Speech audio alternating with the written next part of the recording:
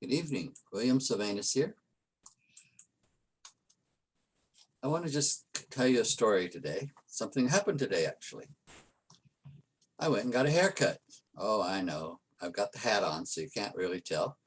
I don't know. Some people might say there's not enough hair up there to tell anyway, but they're wrong. Absolutely wrong. Anyhow, enough about the hair trials. I went to get a haircut, and my barber knows about the 5% project. He's quite intrigued by it.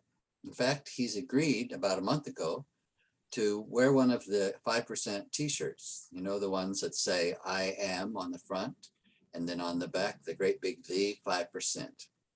They're really catchy. They're great shirts. Everybody that's seen them loves them. But I told him I wasn't going to give one to him until I get something I can put in his hand so that when he wears it and somebody asks him about it, he can give them a way to contact the 5% or to say, hey, yeah, count me in. Because that's what it's all about, is reaching people and building the number of people who say, yes, we believe that we need to change the political conversation from all-out war, us, them, dividing, dysfunctioning politics, to cooperation, dialogue, respect, and problem solving. So I was telling him a little bit about the recent videos I've done, things about campaigning. I told him how the campaigns are set up to make us think that if we don't vote for their candidate, the world is going to end. I told him already that message has been being put out there, even though we're not ready for the elections yet. So I went through like I kind of did last night, and I said, you know, the message is democracy will die. And he said, mm-hmm. And I said, the Democrats say if the Republicans get elected, democracy is dead. He'd heard it. Of course, then I said, and the Republicans say if the Democrats win, democracy will die. And he said, that's the way I hear it.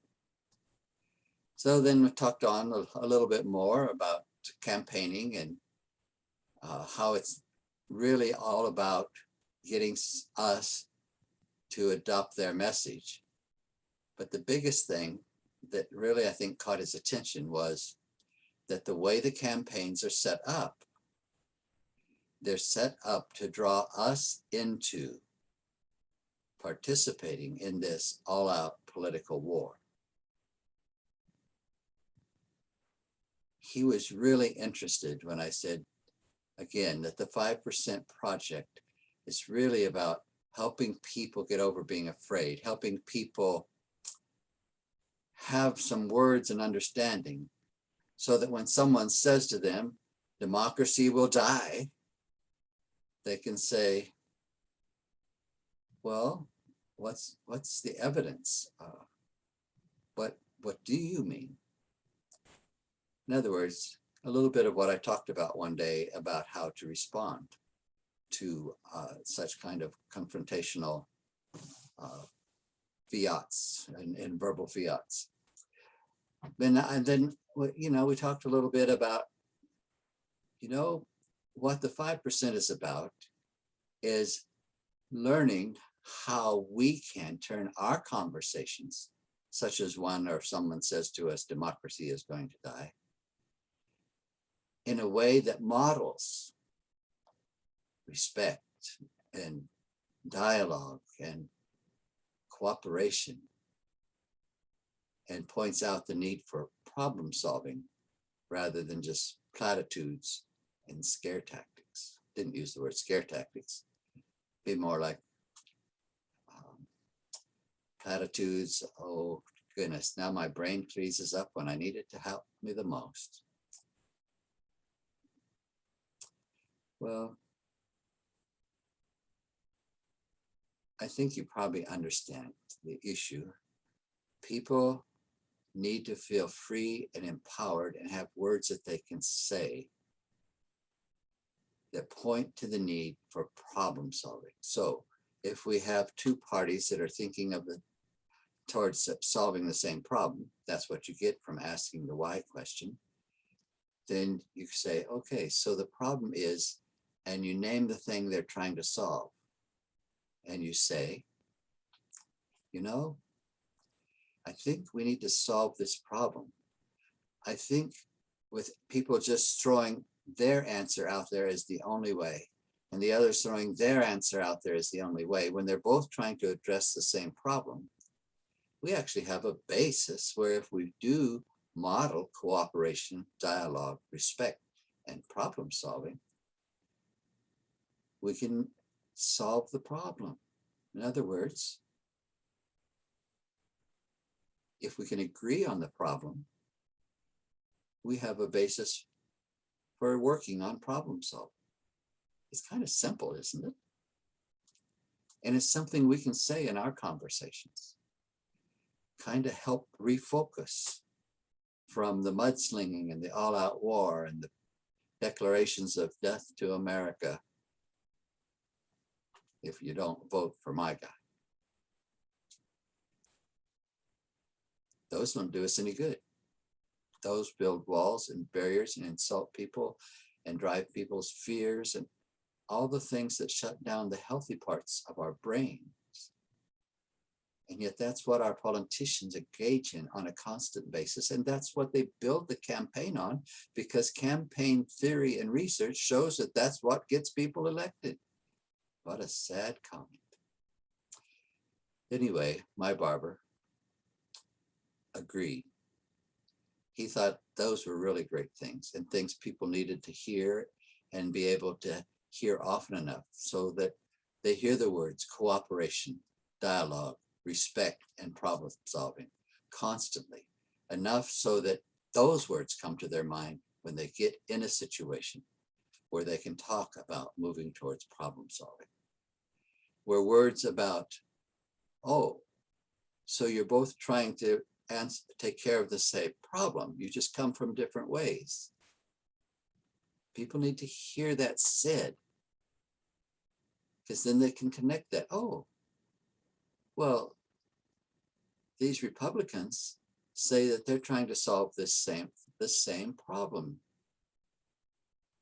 The Democrats are saying they're trying to solve that same problem. If we're trying to save the same keep doing saving the problems. We don't want to save the problems, we want to get rid of them. If we want to solve the same problem, then the tools necessary are cooperation, dialogue, respect, and of course then problem solving, right?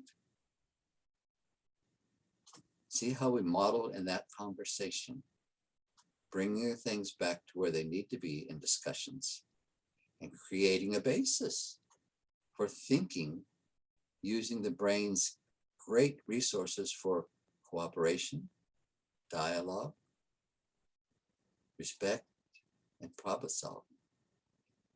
Given a foundation like that, that brain's going to go full time into reasoning, because you know what? One of the things that the brain loves to do is when we presented a problem, it loves to give us some potential solutions, because the brain loves to be given permission to go in and research through its own sets of resources and come back and say, well, here's some things. It likes to bring us choices. It likes us to ask questions that allows the brain to answer and please us and to bring us choices. The brain likes choices, and it likes to bring them right back to us so that it can meet the need that we are working toward. Anyway, it was a great time. Not a big, long time. Like I said, the hair is not so much there. It doesn't take a long time to get my hair back into the shape that I need it to be for these videos and just for my personal comfort. He's more than ready again to get that t-shirt. And now he's already gotten a little bit of teaching on how he can respond, how he can carry on a conversation, how he can keep from being pulled into democracy is going to die as an emotive sidetrack that prevents keeping democracy alive. Thought maybe my experience would help you as well. After all, it's all of us speaking up in the normal conversations of our day when we hear something, when we initiate something, when someone else initiates it with us. It's all of us speaking up and saying, oh, it doesn't have to be this way. It really is possible to have cooperation, dialogue, and respect, because it is most likely the case, and in almost all cases, it is the real case, that the problem that is trying to be solved is actually the same one, with two very diametrically opposite approaches to it. Get out there and talk. So you're like me, or like I used to be. You don't initiate conversations. Okay. As you know, conversations will always come your way. And if you are on social media, which is probably where you're hearing this video at this point in history, oh yeah, it comes to you. It comes to you, whether you want to or not. Facebook's algorithm, once you say a word like politics, starts feeding you things whether you want them or not. So let's take that feed and let's turn it into our tool for spreading the message that we can do this. We can talk politics in a form that has cooperation, respect, dialogue, and ends up with problem solving. Bless you as you take your efforts to help us all. Bye now.